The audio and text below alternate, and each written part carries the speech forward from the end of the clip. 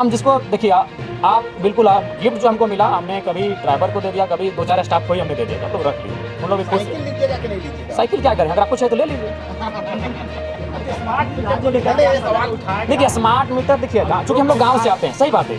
शहर के लोग मान के चलिए सक्षम है, वो जानते हैं। लेकिन गाँव में आज भी स्मार्ट मीटर जो लगाया जा रहा है, उससे बल्कि उनकी परेशानी बढ़ रही है। मीटर रीडिंग में गड़बड़ी हो रही है, गाँव में टावर ठीक नहीं होता, तो उस कारण क्या होता है कि लोग काफ़ी परेशान है स्मार्ट मीटर को लेकर, और बढ़ती हुई जो बिजली का जो कनेक्शन का जो फी है, उसको लेकर भी परेशान है। उसके बाद और एक चीज़ क्या है कि जैसे कोई छापा मारने के लिए गया, तो आपका कनेक्शन तो काटा ही, डायरेक्ट एफआईआर हो गया। अरे भाई उसका स्पष्टीकरण तो ले लिया जाए।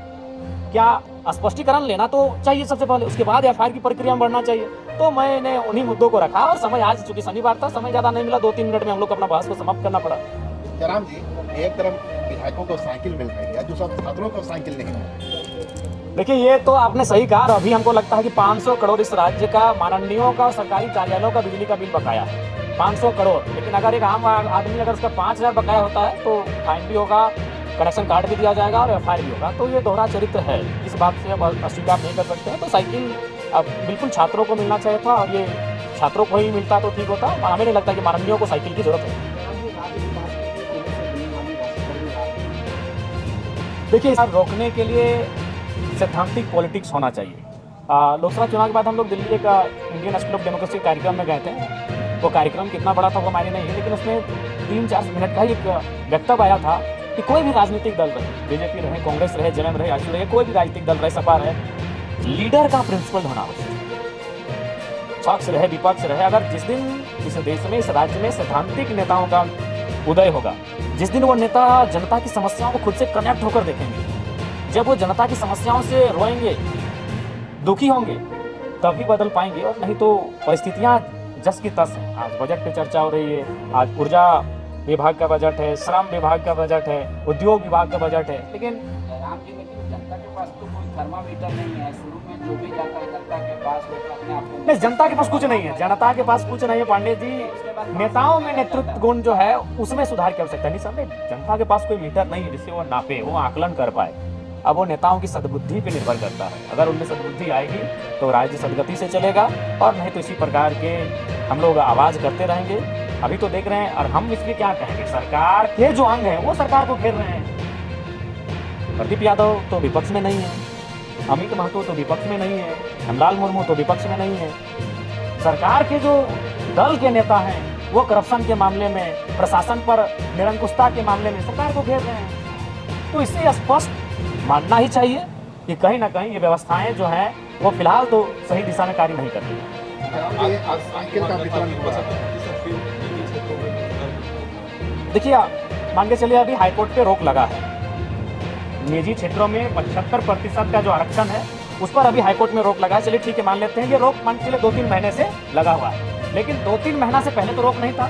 उस समय तो सरकार का बाकायदा ये फरमान था कि निजी क्षेत्रों में 75% आरक्षण दिया जाएगा। तो ठीक मैंने एक छोटा सा सवाल किया था श्रम विभाग को, और उन्होंने उत्तर दिया। मैंने उस दिन आपको बताया लगभग 2.5 लाख कर्मी को उन्होंने नामित बताया, जो पेरोल है उसमें मात्र 53,000 झारखंडियों को बताया, यानी 21 से 22% होता है। तो ये अखबारों में कहती है 75%, टीवी चैनलों में आके कहती है 75%, तमाम मीडिया इंटरव्यू में कहती है 75%, लेकिन धरातल में जो संक्षिप्त आंकड़ा हमें मिला है उसमें बाकायदा श्रम नियोजन विभाग ने इस बात को स्वीकार किया है कि 21% ही झारखंड के लोग वहाँ नौकरियां कर रहे हैं निजी क्षेत्रों में। लेकिन जयराम जी, अभी तो झारखंड के लोग कौन है वो आपको पता है? कानून क्या कर रहा है? 1985 10वीं पास 12वीं पास, यही है झारखंड की पहचान है। झारखंड नहीं, ये बिल्कुल कानून बढ़ना नहीं है।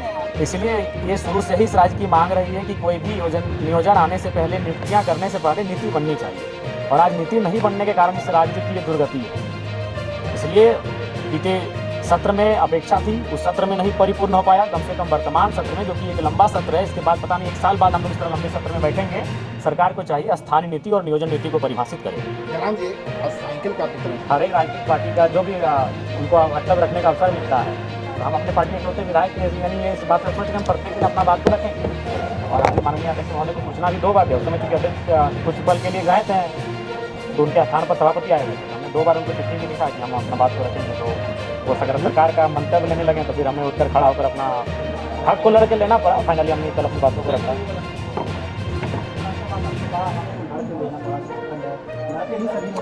जी। देखिए, मैंने पहले भी कहा हूँ और मैं कहता आया हूँ। देखिए, आदिवासी कोटे से 28 और 2 अनरिजर्व कोटे से यानी 30 विधायक आज हैं आदिवासी समाज के। उसके बाद भी अगर आदिवासियों की परिस्थिति है, इसका मतलब ये है कि जो लोग चुन के आ रहे हैं वो केवल अपनी सोच पा रहे हैं। आज विगत रघुवर दास के कार्यकाल को छोड़ दिया जाए तो हर एक बार मुख्यमंत्री के पद पर आदिवासी समुदाय का ही बेटा रहा है।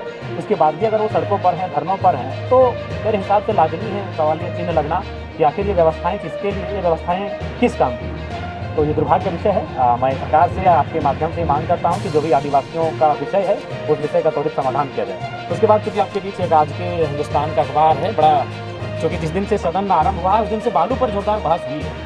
बालू पर इसलिए बहस हुई है क्योंकि बालू आम व्यक्ति जनमानस से सरोकार रखता है। अब वो आवास हो चाहे प्रधानमंत्री आवास हो, बालू का निर्माण कार्य में आवश्यकता पड़ती है। और बाकायदा भरी सदन में जो वरिष्ठ विधायक हैं 7 बार के रांची के, उन्होंने मजाकिया लहजा कहिए या गंभीर कहिए, उन्होंने 2 ट्रक बालू का डिमांड भी कर दिया था। आज देखिए माफियाओं का मनोबल इतना बढ़ा। आज ये अगवा सरकार, अगवा सुशासन की बात करती है, अगवा शासन की बात करती है। बालू लदे हाईवा से एसडीओ और डीएमओ को कुचलने का प्रयास, बताइए। यानी आईएएस रैंक के पदाधिकारी है संभवतः, एक आईएएस रैंक के पदाधिकारी को कुचलने का प्रयास किया जा रहा है। माफियाओं का इतना मनोबल बढ़ा है कि एक आम व्यक्ति का क्या हो सकता है। पत्रकार महोदयगण, आप सोच सकते हैं कि अगर आम व्यक्ति अगर बालू कोयला के खिलाफ हो जाएगा तो उसकी आवाज को चींटी की तरह मसल के रख दिया जाएगा। जब आईएएस को एकदम पलट के कुचलने का प्रयास, और सरकार सीना ठोक रही है कि सुशासन व्यवस्था है, प्रशासन नियंत्रण में है, पुलिस अच्छा कार्य कर रही है। बड़ी दुर्भाग्य की बात, हमारा एक मित्र मिला, वो भी शायद किसी डीएमओ या किसी रैंक पर है। वो कहता है कि जब भी हम जांच के लिए जाते हैं तो बकायदा थाना प्रभारी हमको पिटवा देते हैं, नाम उनका नहीं लेंगे, थाना प्रभारी उनको पिटवा देते हैं अगर वो अवैध माइंस के खिलाफ जांच के लिए जाते हैं तो। ये इस राज्य, क्योंकि सवाल ये है कि इनडायरेक्ट रूप से खादी तक जो कमीशन है वो सीधा पहुंच रहा है। इसीलिए आज बेबस है, माफियाओं का मनोबल ऊंचा है और आम जनमानस तो छोड़िए, आईएएस आईपीएस भी बेबस है। अगर वो सपोर्ट नहीं करेंगे अवैध कारोबार में, अगर आईएएस आईपीएस डीसी एसपी अगर सपोर्ट नहीं करते हैं अवैध कोयला खनन में, अगर सपोर्ट नहीं करते हैं अवैध बालू के कार्य में, तो डीसी एसपी रिपीट दिए जाएंगे। ये इस राज्य की असलियत है, इस राज्य की सच्चाई है। और ये हम नहीं कह रहे हैं माननीय लोकतंत्र के चौथे स्तंभगण, ये आपके ही लोकतंत्र का एक सिक्का है, प्रिंट मीडिया के है। बिल्कुल, सिंडिकेट माफिया राज सरकार की उदासीनता से उत्पन्न होता है। माफिया राज सरकार के जो लोग बैठे हैं सिस्टम में, उनके लोभ से पैदा होता है। जब उन्हें लोभ लगता है वो हर जगह कमीशन खोजने लगते हैं, बालू में, कोयला में, पत्थर में, ढेका में, तो माफिया राज उत्पन्न होता है। क्योंकि वहाँ आपको इन कामों में आप सादे कपड़े पहनकर ये काम नहीं कर सकते हैं, ये काम आपको काले कपड़े पहनकर करना होगा। इसलिए रात के अंधेरों में सिंडिकेट के माध्यम से करवाते हैं। अभी हजारीबाग में आपने सुना होगा, डीआईजी आए हैं, 50 गाड़ी रोका उन्होंने अवैध कोयला का। डीआईजी रोके हैं, एसपी नहीं है सड़क पे, डीएसपी नहीं है। सवाल होता है, इसका मतलब है कुछ लोग मैनेज हो रहे हैं। जब वहां तक मैनेज नहीं हुआ तो अटैक।